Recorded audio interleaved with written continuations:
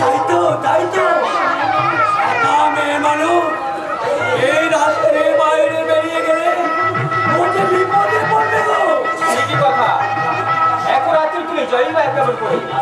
তাই কি আর রাতে এখানে থেকে কাজ সকালই না হয়? আপনারা আমাকে চলে যেতে বলবেন না। আমি জানি আশা নিয়ে আপনাদের কাছে ছুটে এসেছি।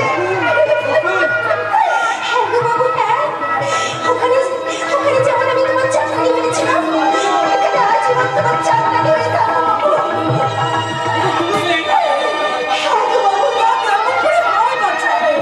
তুমি বিবাহিতা, তোমার স্বামী সংসার হারিয়ে গেছে, তোমার সব হারিয়ে গেছে।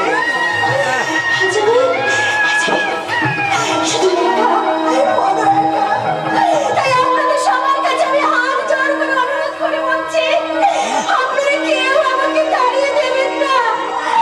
আপনারা যখন যা বলবেন আমি তাই শুনবো, যখন যা খেতে দেবেন আমি তাই খাবো।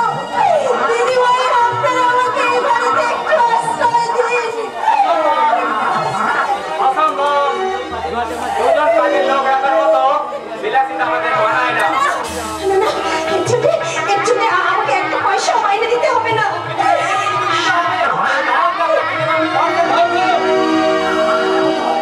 আমার মনে হয় এর মনে কোনো অসৎ উদ্দেশ্য আছে।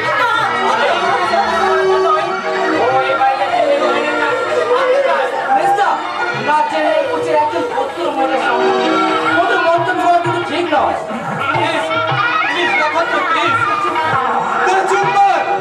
আমি সহ্য করছি না।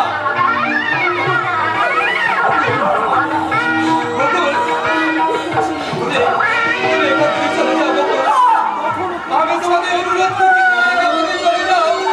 আমি কখনো কোনোদিন ফিরে আসবে না, কোনোদিন আসবে না।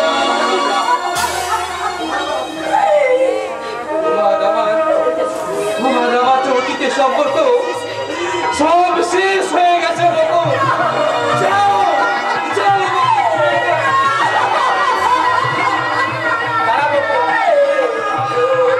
তোমাকে যেতে হবে না, আজ থেকে ও এ বাড়িতে থাকবে। ওর জন্য যে খাপ পয়সা খরচা হবে তোকে ভাবতে হবে। আর ওর উদ্দেশ্য অশক্তি বহন, তার বিচার করতে পারবে। এই যে ভদ্র মহোদয়গণ, এবার দয়া করে বিচার সভাটা বন্ধ করবেন কি? হ্যাঁ, আমি তখন থেকে একটা দয়ার চাকরানি কিনে যেভাবে আপনারা বাড়াবাড়ি করছেন, তাতে মনে হচ্ছে ছেলের বিয়ের আনন্দের চেয়ে এই চাকরানি পাওয়ার আনন্দটা বেশি হয়ে যাচ্ছে। বাবা, একটু আস্তে কথা বলো। বাড়িতে আসতে চলে যা হয়েছে সবাই শুনতে পাবে। পাবে, তাতে আমার কি? তুমি কি ভুলে গেছো আজ আমাদের ফুল সজ্জা? তোমার জন্য কি ফুল সজ্জার ঘরে আমাকে অপেক্ষা করে থাকতে হবে? তুমি তোমার ঘরে যাও, ধ্রুব একটু পরেই যাচ্ছে। না, ধ্রুব এক্ষুনি আমার সঙ্গে যাবে। স্বামীর নাম তুমি মুখে আনলে কেন? স্বামীর নাম মুখে আনলে কি মুখে ফসকা পড়ে যাবে নাকি? মুখে ফসকা পড়ে যাবে কিনা তা আমার জানা নেই বাবা। তবে নারীদের কাছে সবাই স্বামীর হলো একটা দেবতা। দেবতা জানো? দেবতা? স্বামীকে দেবতা বলে ভাববি ওই সব গাঁয়া মূর্খ মেয়ে দল। আমার মতো উচ্চ শিক্ষিতা শহরের মেয়েদের কাছে স্বামী হলো একটা বন্ধু।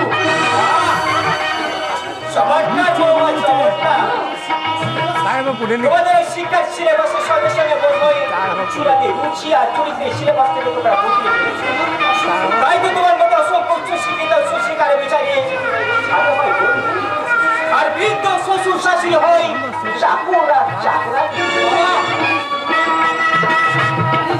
জানিস তো মৃত্যু সঙ্গে শুয়ে আমি স্বপ্ন দেখতাম আবার বিয়ে করতে মনের মতো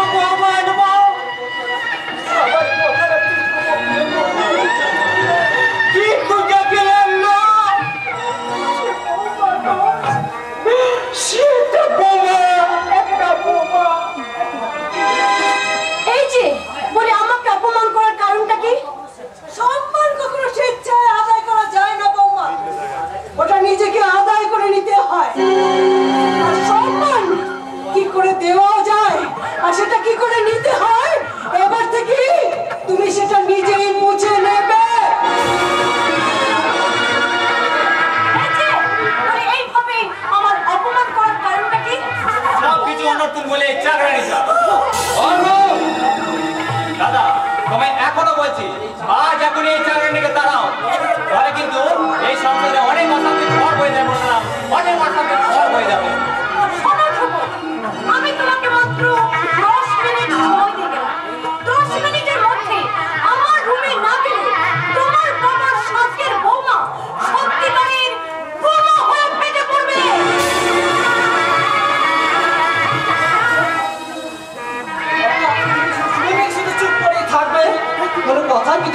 না? ভাষা আজ আমার হারিয়ে গেছে নক্ষত্র। কর্তব্যের ভাষায় রুদ্ধ হয়ে গেছে আমার বাক শক্তি। তাই তো আমার বাবা বল অব্যক্ত চক্রায় শুধু টুকরে টুকরে কাঁদছে, শুধু টুকরে টুকরে কাঁদছে। তুমি তোমার পুরো সজ্জার ঘরে যাও বাবু। বকুল, তুমি এ কথা বলছো বকুল? তুমি পুরো সজ্জার ঘরে যাও, দেরি হয়ে গেলে হয়তো আমার বৌদি বলি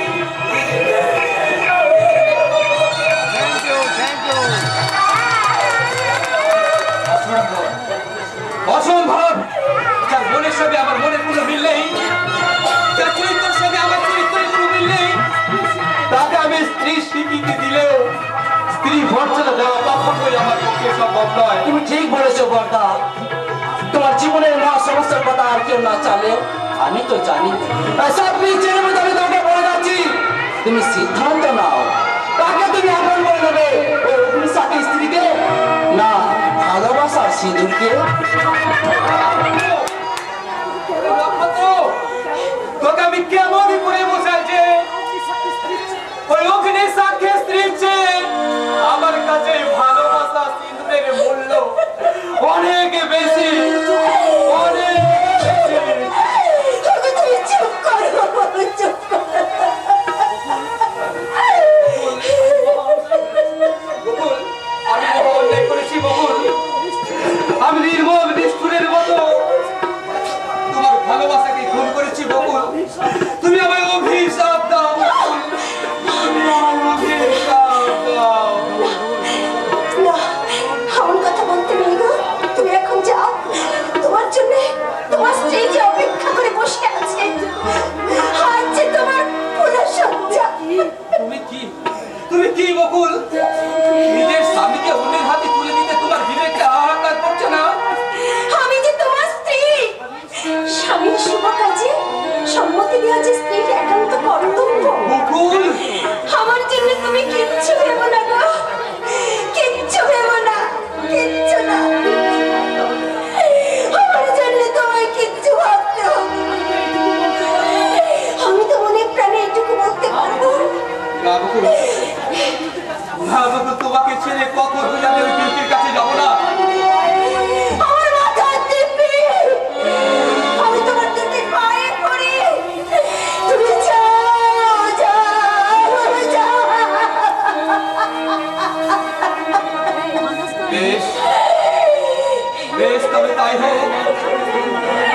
তোমার চোখের জল দিয়ে লেখা হোক আমার জীবনের ইতিহাস। তোমার ব্যক্তি জীবনের হাহাকার, আমার পুরো সজ্জার উপর আমার বুক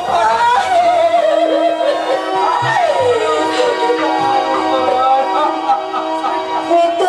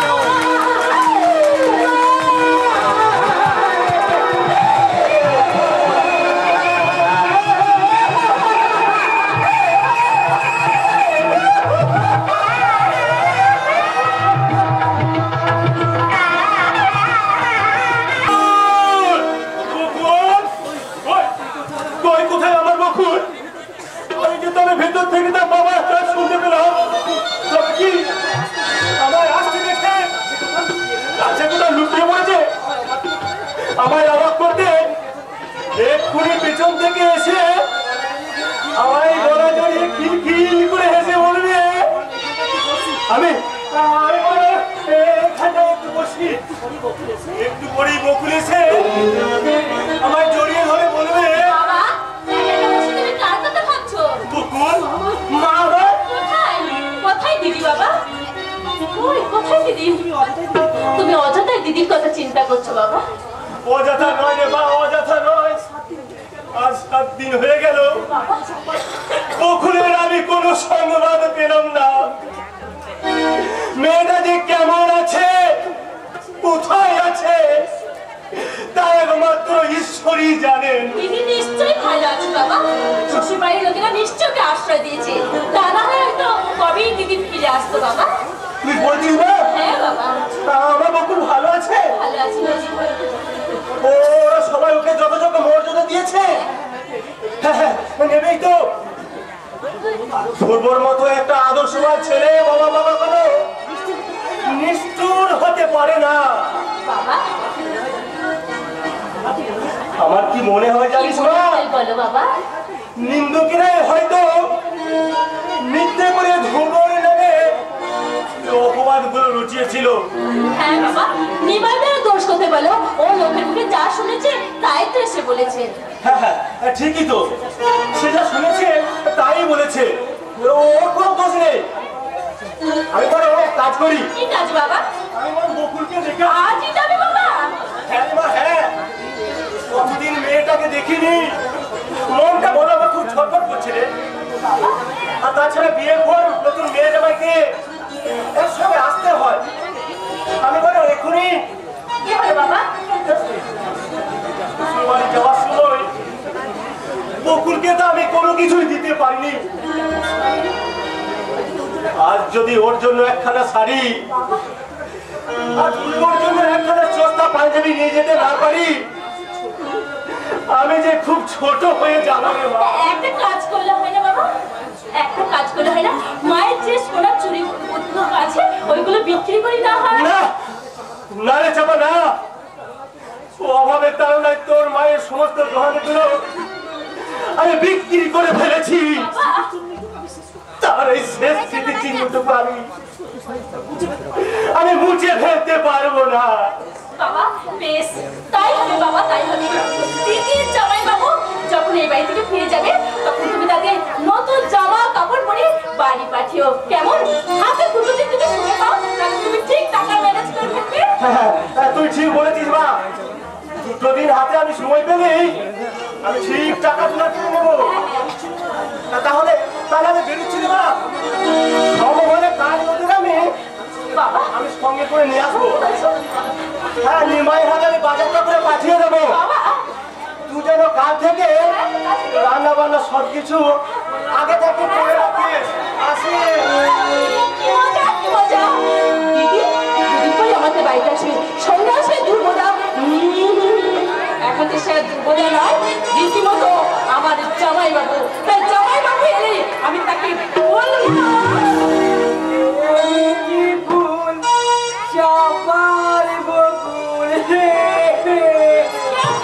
কি চাই এখানে?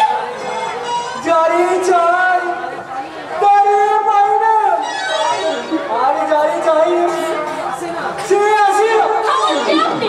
বলুন কে আপনি? আমার নাম হরিপদ। আমি ডাক্তার আয়তনে বিবেকের পাঠ করি। কিন্তু এখানে কেন এসেছেন? এই লোকমুখে শুনলাম কি শুনলেন? আপনার বাবা নাকি যোগ্য পাস নিয়ে সন্ধান করছে। তাই বুঝে আমি আপনার যথাযোগ্য বিবেচনা করে এই গাড়ি উপস্থিত হয়েছি। তাই নাকি? আগে আমি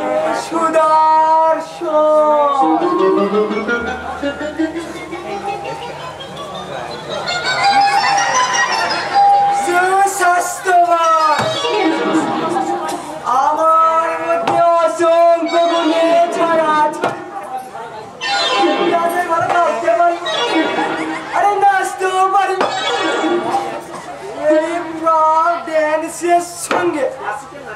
নাচের নাচের মিক্সচার করে এমন আকারে বেশ করবো যা দেখে আপনাকে তার চলে দাঁড়ান দাঁড়ান একটু নেচে দেখাচ্ছি বেশ তার ক্লাসিক্যাল মানে উচ্চাঙ্গ সঙ্গী না কি গো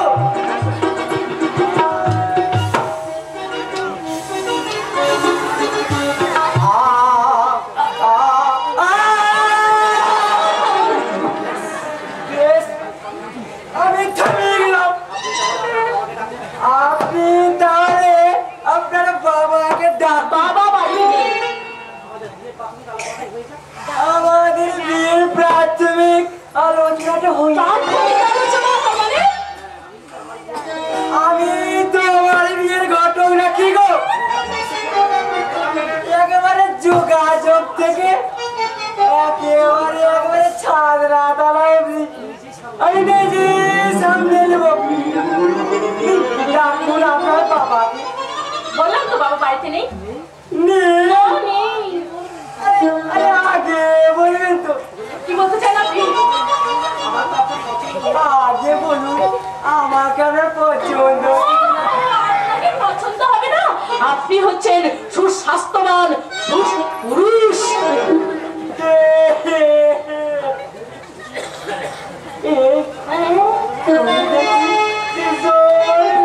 তাই বুঝি?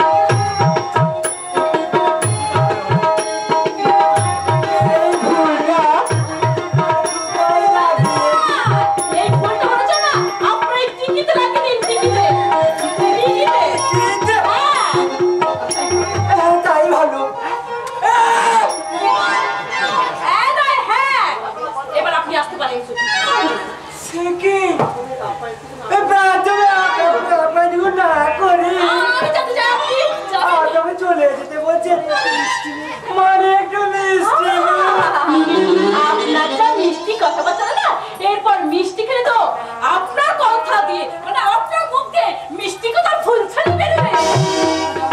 আপনি এখন যান তো, আমার কাজ আছে। বেশ তাহলে আসি আসুন। তুমি বলো তোমার বাবাকে আমাদের মোটামুটি ব্যাপারটা জানিয়ে দিয়ে কেমন হয় আচ্ছা, জানিয়ে দিলাম তো না। আবার যেদিন আসবো সেদিন কিন্তু একবার একটু পুরো মাথায় দিয়ে আসবো হ্যাঁ, তাহলে এসো। আমিও তোমার জন্য মালা রেখে রাখবো, তবে ফুলের মালা না, এই পায়ের জুতোর মালা। দেখি তোমার যা ওই জুতির মালাকে আমি ফুলের মালা ভেবে গলায় পরে নেবো চাপা চন্না বাবু, আপনি আবার এসেছেন? नहीं नहीं आज আমি তোমার সাথে আত্মনায় করতে আসিনি চাপা এসেছি তোমার ইনকার নিয়ে আমার শূন্য হৃদয় দিলটা ভরিয়ে নিচ্ছে চন্না বাবু, আমি জানি আমার আত্মনায় কখনো তোমার দিলের মন্দিরে চিরাগ জ্বালাতে পারবে না হিন সাড়ে জিন্দেগি আমি তোমাকে অন্ধের মাটি খোয়া দেখে যাবে চাপা চন্না বাবু চলে যান প্লিজ, আপনি এখান থেকে চলে যান। তোমাকে দো হাত ভরে দেখার চান্স তুমি আমায় দেবে না আমি দুঃখিত চন্না বাবু, আমি ভীষণ দুঃখিত। বেশ তোমার দুঃখের কারণ হয়ে হিন কবি তোমার সামনে আসবে না দূর থেকে সেরে তোমাকে দো হাত ভরে দেখবো আর একটা বাচ্চা তোমার সুখের দিনে হয়তো আমার কথা ইয়াদ হবে না তা জানি দেখি দুঃখের দিনে যদি কখন আমার কথা ইয়াদ হয় তুমি আমার কাছে এসো আমি চিনে নিব তোমার কতটি বা তুমি বোধহয় জানা আছে আমি একটা চাকরি পেয়েছি সত্যি সত্যি চন্না বাবু, আপনি চাকরি পেয়েছেন?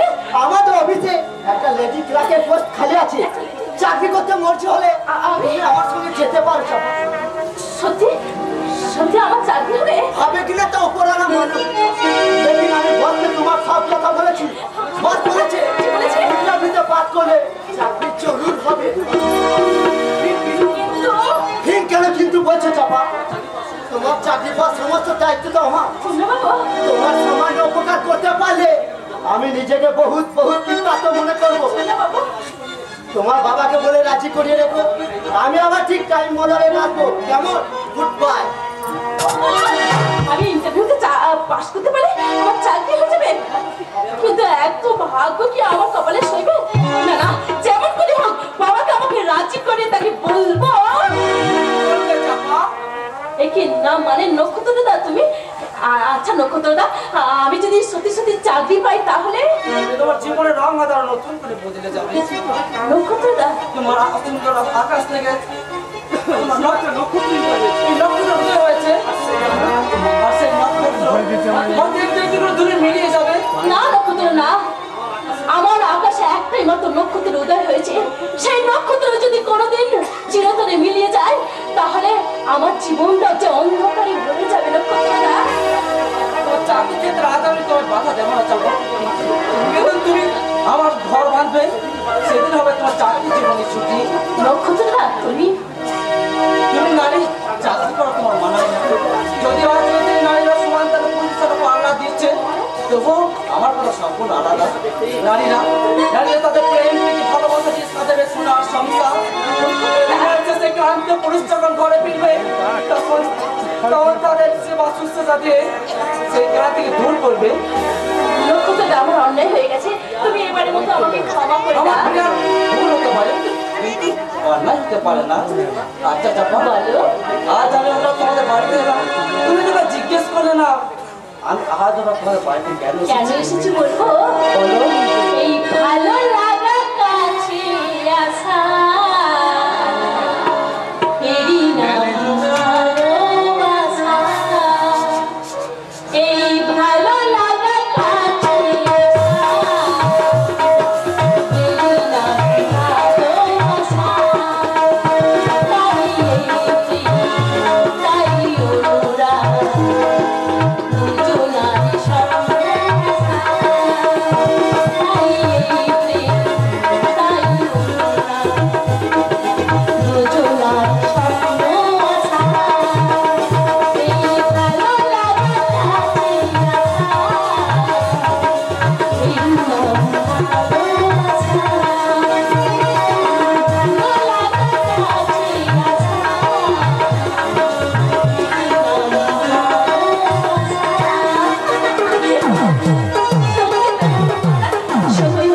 তোমার দাদা বৌদিকে নিয়ে তোমাদের বাড়িতে খুশির হাট বসেছে সেই হাট ছেড়ে আমাদের দুঃখের দেবান্তরে মাঠে তুমি কেন এলে নক্ষত্রদা তোমার দাদা তোমার বাবার সঙ্গে কথা বলছি কিন্তু বাবা বাবা তো আজই তার মেয়ে জামাইকে আনতে তোমাদের বাড়ি গেছে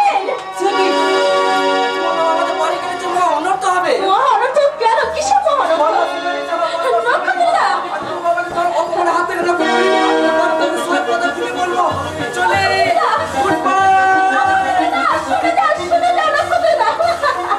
নক্ষত্রটা কখন থেকে করে আমি কিচ্ছু বুঝতে পারি না আসলে ওই শিল্পী মানুষ তো যতখানি গর্জায় ততখানি কিন্তু বর্ষায় না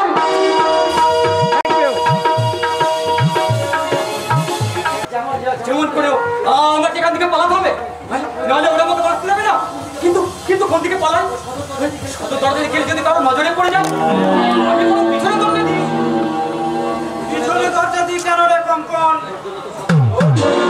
দরজা সব সময় খোলা আছে আমি দেখতে এলাম তুই কেমন করে এখান থেকে পালিয়ে যাস বুঝলি বুঝতে পেরেছিস কিনা দুটাই বল জীবনের পথে দুটো পা বাড়াতে হবে মানে তুই যদি আমার কথা মেনে নিয়ে তোর সম্পত্তি যদি আমার নামে লিখে দিস তাহলে তোর জীবনে আমি সুখ শান্তি আনন্দ করে দেবো আর যদি সম্পত্তির মোহে আমাকে যদি অগ্রাহ্য করিস তাহলে তোর ময়নার মতো তোকেও আমি মরণের পথে ঠেলে দেবো তুমি কেমন করে হয়ে ভীত হয়ে আমি আমার নামের সমস্ত সম্পত্তি তোমার নামে লিখে দেবো আর পথের ভিখারি হয়ে দিন কাটাবো।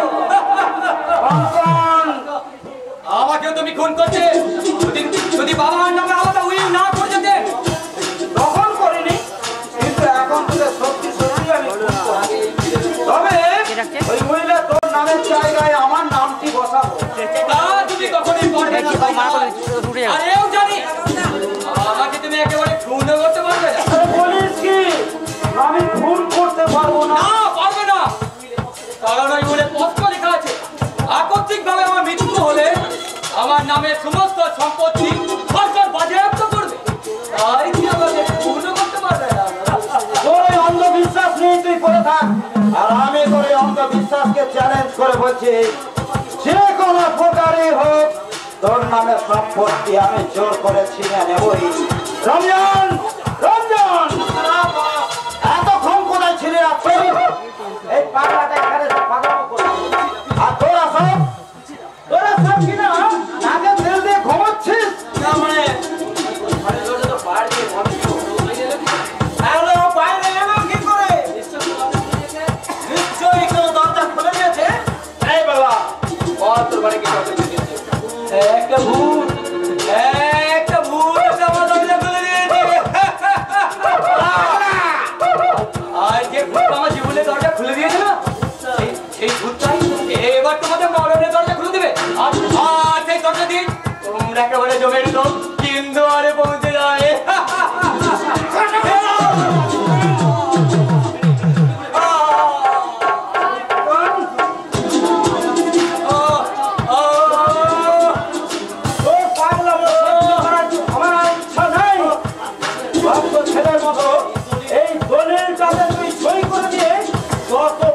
তুই পাগলামো কর, কেউ তোকে কিচ্ছু বলবে না। ওইটা করে রাজা ভালো লাগবে। রাজা হালে এই সহজ কথাটা এতদিন বুঝতে পারিনি বলি তো আমার তো দুর্নীতি। না না আর একটা বন্ধ করো না। দাও দাও দাও চলে যাও দাও। ওই দলে একটা সই করে আমি তো মস্ত বড় লোক হয়ে যা। আজ আমার কি মনে হচ্ছে জানিস কঙ্কন, আমার নিজের মায়ের পেটে ভাই না হলেও তুই যে আমার কত বড় আপন। দে ভাই এইখানটা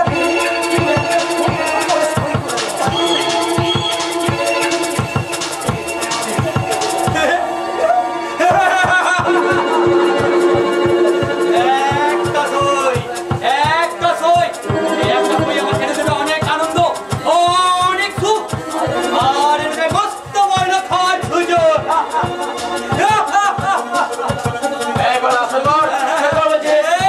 এই তো সাইকেল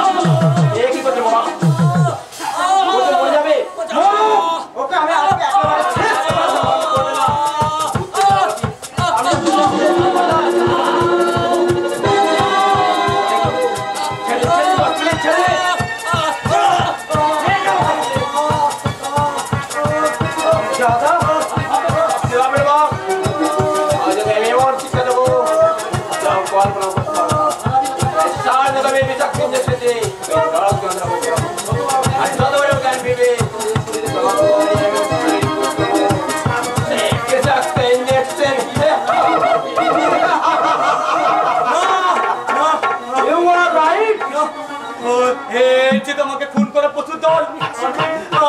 আমি হাসি মুখে মৃত্যুকে বরণ করে দেবো, কিন্তু ওই বিষাক্ত ইঞ্জেকশন আমাকে দিও না।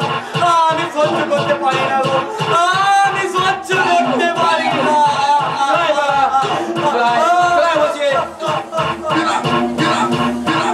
মুক্তি তোকে দেবো রে কঙ্কন, তোর ময়নার মতো তোকেও আমি মুক্তি দেব। তবে আমার আকাঙ্ক্ষার হিতে বেটার পর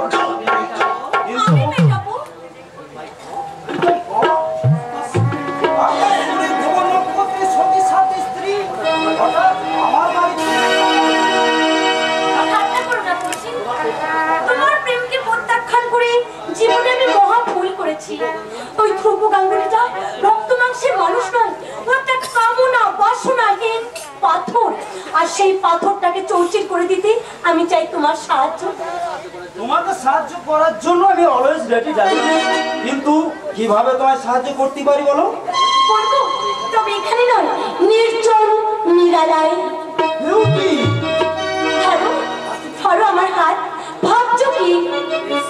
বেশ, তাই ধরলাম। তোমার জন্যই আমি স্বর্গ থেকে নরকে ঢুক দিয়েছি। এবার দেখবো তুমি আমাকে আরো কত নিচে নামাতে পারো। যৌবন পাথরে উঠেছে যে ঢেউ, যৌবন পাথরে উঠেছে যে ঢেউ, কেঁদেবে সাঁতার চলে এসো, কেঁদেবে সাঁতার চলে এসো। নিলামে তুলেছি ভালোবাসা, নিলামে তুলেছি ভালোবাসা, নিলামে তুলেছি ভালোবাসা।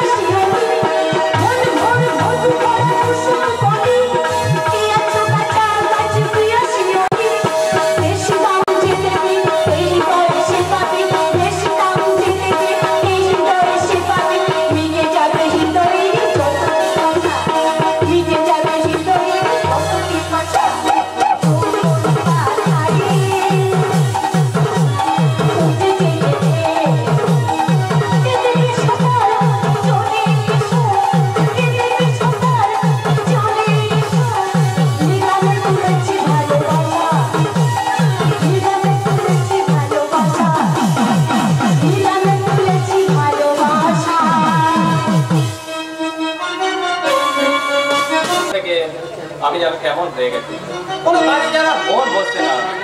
জাগরানি হলেও মেয়েটার মুখখানা ভারী সুন্দর, আর তার চেয়ে সুন্দর ওর দুটো চোখ, চোখ দুটো যেন সারা দুটো চুম্বক, আর বুকটা যেন একটা আস্ত মৌচাক। আরে মৌচাকটাকে যদি আমি একবার কাছে পেতাম, কিন্তু কিন্তু কিভাবে ওকে কাছে ফেলবো, কিভাবে? পেয়েছি পেয়েছি। এই কে আছিস? বকুলকে দিয়ে এক গ্লাস জল পাঠিয়ে জলের গ্লাস হাতে বকুল আমাকে দেখে আসবে কাছে, আরো কাছে। তারপর যখন হাতের নাগালে মধ্যে চলে আসে, তখন আমি ওকে এমনি করে জল চাইছিলেন মেজো বাবু? হ্যাঁ, জল চাইছিলাম। তবে তুমি কি সেই চেষ্টা মেটাতে পারবে? তুমি সব জলটা পান করে নিই, চেষ্টা করতে যাবে। হাতের কাছে তরল লবণ থাকবে, শুধু গ্লাসে জলে কি চেষ্টা মেটে সুন্দরী? কি হলো বকুল, তোমার হাতটা তো বেশ নরম, আর বুকটা নিশ্চয়ই চেয়েও। ছি ছি মেজো বাবু, ছি, তোমার মনটা এত নোংরা। কিছু কিছু নোংরামন মাঝেও কিছু কিছু আনন্দের স্বাদ পাওয়া যায় বকুল। মেজো বাবু, আমি জানি তোমার মতো স্বামী পরিচর্যা নারীর বুকে আছে অসীম পদার জ্বালা, আর সেই জ্বালা মেটাতে রোজ রাতে তুমি আমার ঘরে আসবে, আর আমি তোমাকে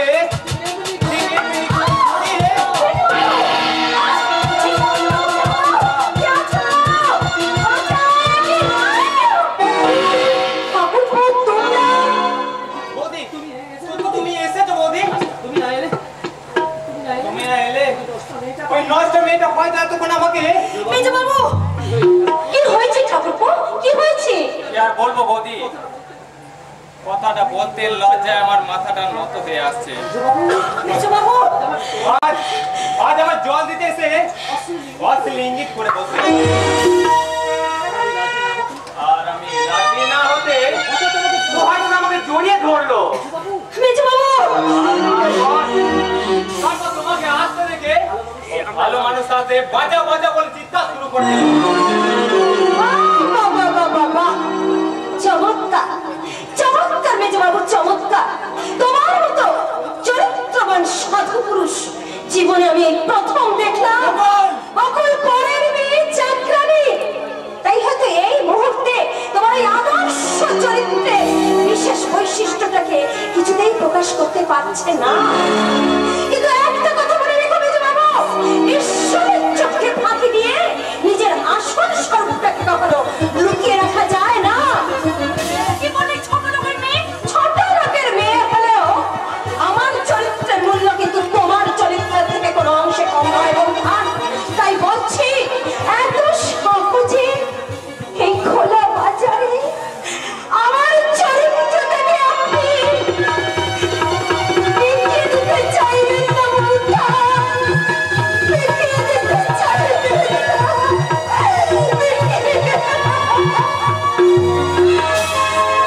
এত বড় হাসপাতাল চাকরানিটা আজ আমি ওকে বাড়ি থেকে তাড়িয়ে দেবো। ওনার দোষ কতটুকু ঠাকুরপো, আসল দোষ কোথায় সেটা কি তুমি জানো? কার দোষ? আপনাদের অক্ষমতা, আপনাদের অপদার্থতা। আরে কি রাঙাদা তুমি? উনি আমার মাস্তুতো দাদা ঠাকুরপো। মুখে রাঙাদা বললেও মনে মনে মায়ের পেটের ভাইয়ের মতোই মনে করে। কিন্তু প্রথম আলাপে উনি আমাকে অক্ষম আর অপদার্থ বলে অপমান করলেন কেন? এটাই আমার স্বভাব। যত অপ্রিয় কথাই হোক না কেন, কারো মুখের উপর সত্য ছাড়া কিন্তু আমি মিথ্যা বলতে পারি না। কি হলো ঠাকুরপো, রাঙাদার কথাগুলো তুমি বুঝতে পারছো না, না বুঝতে চাইছো না? পারছি না বৌদি, আপনার রাঙাদার একটা কথা আমি বুঝতে পারছি না। বোকা, আপনি ভীষণ বোকা ভাই। আমি তো শুনেছিলাম আপনি ক্যালকাটা ইউনিভার্সিটি থেকে ল পাস করেছেন।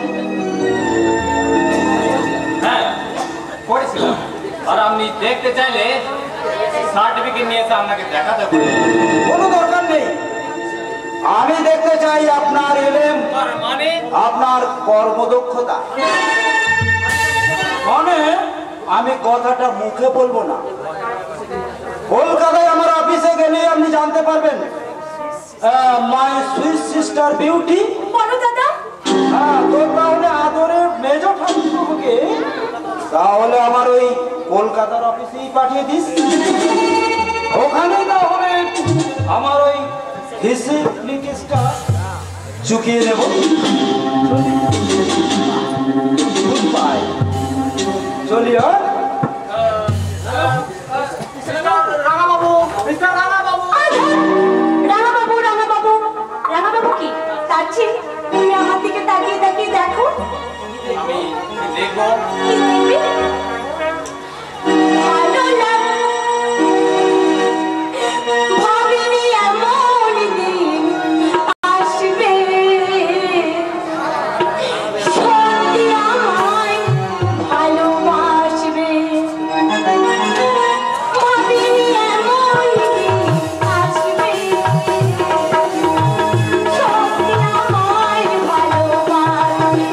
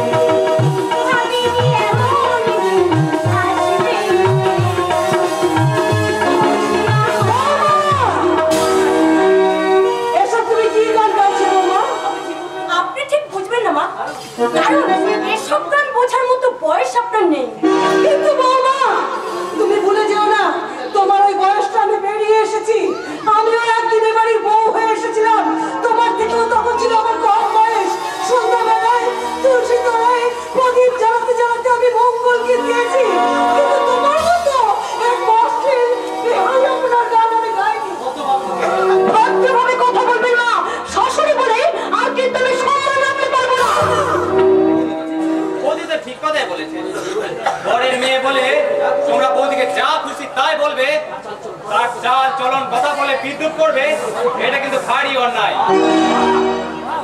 বাহ বাহ বাহ, মায়ের অনেক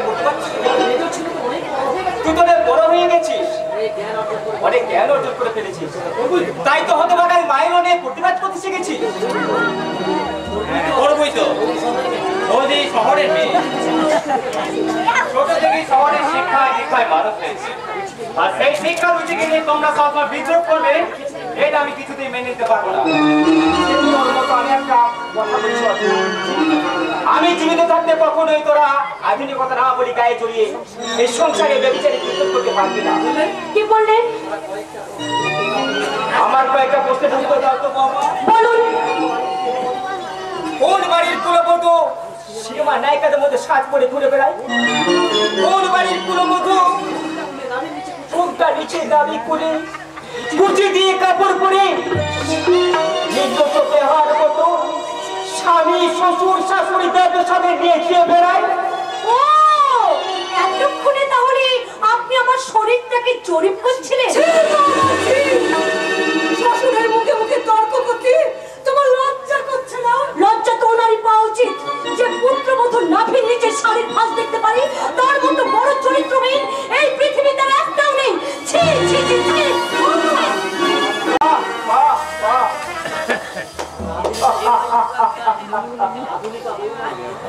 আমার আধুনিকা বৌমা মুখরোচক পরিবারে মুক্ত হয়ে আমি তাকে উপহার দিচ্ছি এক ভক্তি প্রক্রিয়া। আপনাকে উপহার আমার মনে থাকবে সিদ্ধার্থ গাঙ্গুলি।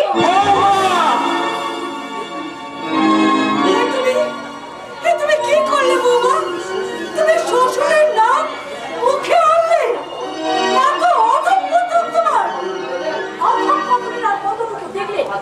আমার খেয়াল খুশির পথে বাধা হয়ে দাঁড়ালে এই সংসারের বুকে আমি চরম সর্বনাশ টেনে আনবো। আপনাদের সঙ্গে সম্পর্ক ছিন্ন করে ধ্রুবকে নিয়ে আমি শহরে চলে যাব। না, তার তুমি পারবে না বড় লোক অহংকারী মেয়ে।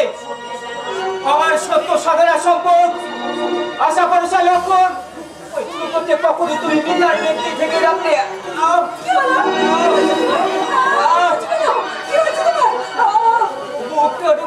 সূর্য যন্ত্রণা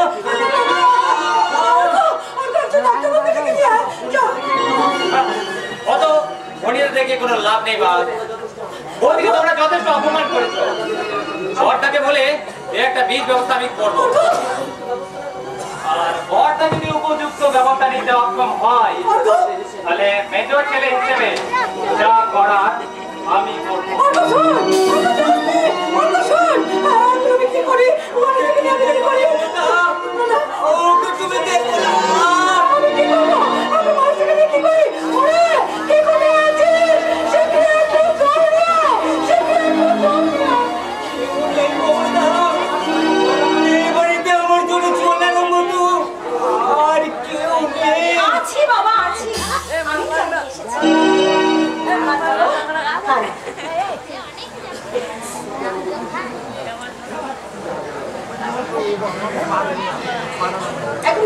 শরীরটা কেমন বোধ করছেন বাবা? মায়ের মতো মমতার পাওয়া দিয়ে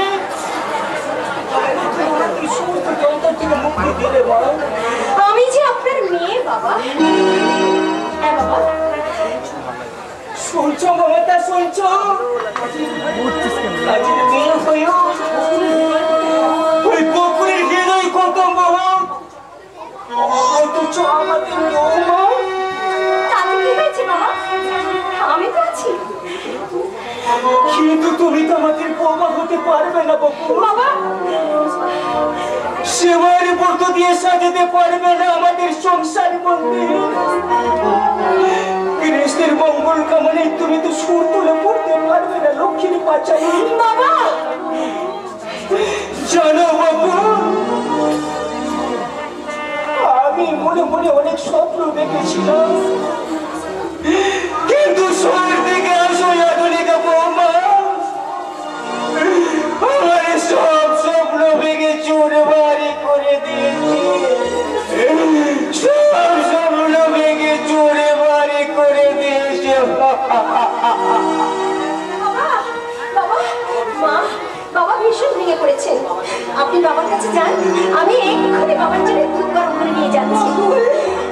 একটা কাজের মেয়ে পেয়ে তুমি এত কষ্ট করবে? তাতে কি হয়েছে মা?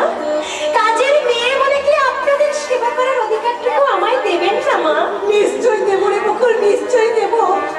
তুমি ছাড়া ওই অভিমানী মানুষটার মনের অভাব পূর্ণ করবে কে মা? ভুল তো আমিই করেছি রে মা, ভুল তো আমিই করেছি। ওই মৃত্যু শয্যায় শুয়ে থাকা মানুষটার কথা চিন্তা করে আমি যে শহর থেকে বউ এনেছি, আমি একবারও বুঝতে পারিনি যে শহর থেকে আনা বউ আমার সংসারে মাগিনী হয়ে আমার এই সংসারটাকে চিবিয়ে চিবিয়ে খাবে। আমি যে একবারও বুঝতে পারিনি রে মা। মা, মা, মাগো, সবই নিয়তির খেলা মা। নইলে স্বামীর বাড়িতে থেকে আমাকে বাবা, বাবা, বাবা তুমি, বাবা, বাবা, তুমি কেমন আছো বাবা? চাপা ভালো আছে তো? ভালো আছি না? ভালো আছি, ভালো আছি, কিন্তু একই চেহারা হয়েছে তো। যে মুখখানা সবসময় হাসি খুশিতে ভরে থাকতো, সব সেই মুখখানা এত বিষাদের কেন রে মা? তবে কি এরা তোকে মেনে নেয়নি? না, কে বলেছে মেনে নেয়নি? হ্যাঁ, নিয়েছে বাবা, নিয়েছে। আমার স্বামী, শ্বশুর, শাশুড়ি, দেওর সবাই আমাকে খুশি মনে মেনে নিয়েছে। মেনে নিয়েছে? কথাটা শুনে প্রাণটা আমার জুড়িয়ে গেল রে মা। সত্যি তুমি করুণাময় বাবা, তবে হ্যাঁ রে মা, মনের মতো শ্বশুর শাশুড়ি পেয়েছিস বলে একেবারেই ভুলে গেছিস। ওদিন কি একটা চিঠি দিলে তোর মনে থাকে না? বাবা, বাবা তুমি বৃথাই অভিমান করছো বাবা। আমার শ্বশুর মশাই অসুস্থ, এই সংসারে আমার কত কাজ, তাই তো আমি সময় মতো তোমাকে চিঠি দিতে পারিনি। কি বললি মা? তোর শ্বশুর অসুস্থ? এর কথা তো তুই আমাকে আগে কোনোদিন বলিসনি। চল চল চল দেখে আসি। না না বাবা, না না না না, তুমি বরং এখন যাও, অন্যদিন বরং এসো। এত দূর এসে তোর শ্বশুরের সঙ্গে দেখা না করি চলে যাবো? ধ্রুব এ কথাটা জানলে খুব বড় দুঃখ পাবে রে। আমি তাকে সব বুঝিয়ে বলবো বাবা। কিন্তু নতুন মেয়ে জামাই নিয়ে যাওয়ার ব্যাপারে তোর শ্বশুর শাশুড়ির সঙ্গে একটা বোঝাপড়া করা আছে। অমোহনে কালি তোদের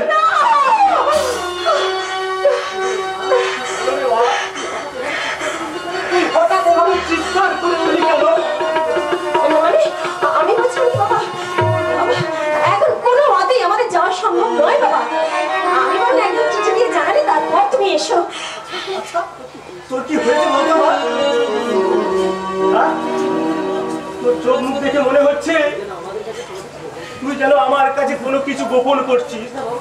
না বাবা, আমি আমি আমার চোখের দিকে তাকিয়ে সত্যি করে বলতো মা, তুই ঠিক সুখে আছিস তো? আমি খুব সুখে আছি বাবা, খুব শান্তিতে আছি। এই যে ছোট লোকের মেয়ে, রাস্তার সঙ্গে খুব তো সুখ দুঃখের গল্প শুরু করেছো, তা রান্নাটা কখনো হবে শুনি? আমি এক্ষুনি যাচ্ছি ওখানে। আমার স্নানের জল তোলা হয়েছে? না মানে আমার ঠিক মনে ছিল না তো।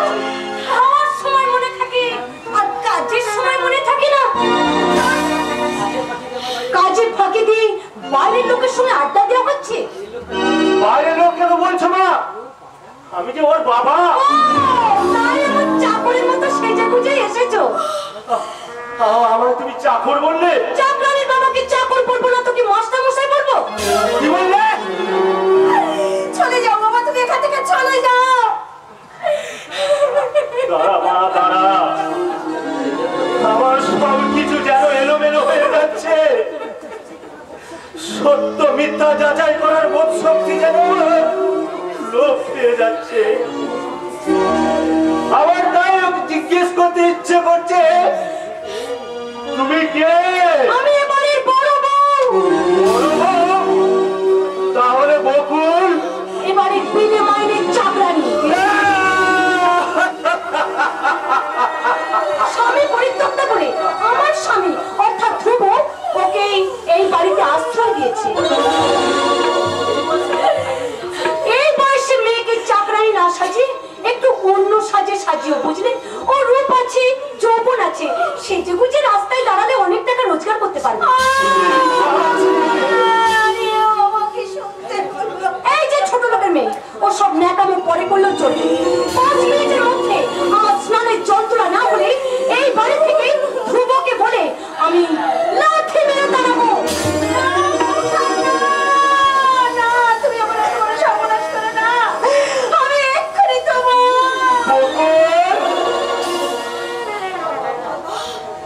আমার আছিস হতভাগী। তুই আমার সামনে এতখানি মিথ্যা কথা বলতে পারলি? তুমি আমাকে ক্ষমা করো বাবা, এখানে কি আমার কোনো উপায় ছিল না? তোমাকে আমি দিয়ে বলছি বাবা, এই মুহূর্তে তুমি এখান থেকে চলে যাও, আর কখনো কোনো দিন ভুল করে তুমি এ বাড়িতে এসো না। আজ থেকে তুমি মনে করো তোমার বকুল মারা গেছে।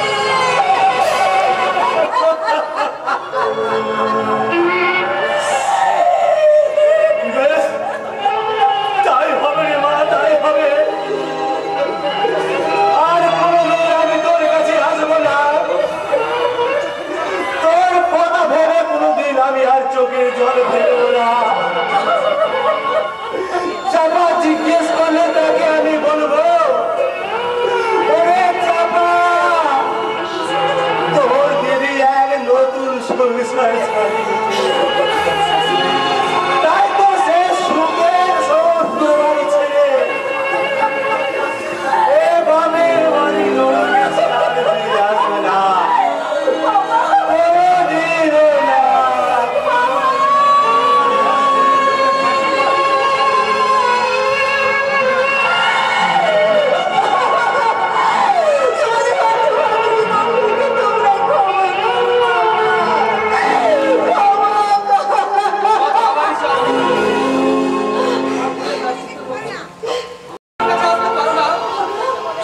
সব অধিকার আমার হারিয়ে গেছে গো। ভাগ্যের বিড়ম্বনায় আজ তোমার আমার সম্পর্ক মনে হচ্ছে আপনারে। তাই তো শত ইচ্ছা থাকলেও আছে আমি নিরুপায়। বিশ্বের স্বপ্নটাকে ভেঙে চুরে দেবো বাবা। আমি সবার সামনে বলবো, আমি তোমার প্রতি পাই। এই সর্বনাশ তুমি করো না, তাহলে জীবন আমাকে বাড়িতে থাকতে দেবে না। তাই বলে সারাটা জীবন তুমি এইভাবে চোখে জল ফেলবে? বকুলে নাই বা পেল তার দেবতার চরণ, তবু তো বকুল ফুটেছে গো। ভাগ্য যদি কোনোদিন সকাল পাস, তাহলে নিশ্চয়ই বকুল একদিন তার দেবতা পুজো স্থান পাবে। সান্ত্বনা করে দিয়ে আমার ভেতরের ক্ষত তুমি ঢাকতে পারবে না বকুল। আমি বড় অসহায়, আমি বড় অসহায় বকুল। আমার অবস্থা চরিত্রের মাঝে তাও তাও করে চলছে একটা হতাশার ঘৃণা। ক্ষত বিক্ষত মনের মাঝে চলছে একটা হতাশা। ব্যাপার বেদনায় আজ আমি যে বড় ক্লান্ত বকুল। প্লিজ প্লিজ বকুল, একটি বার তুমি শুধু আমাকে ধরে দাও।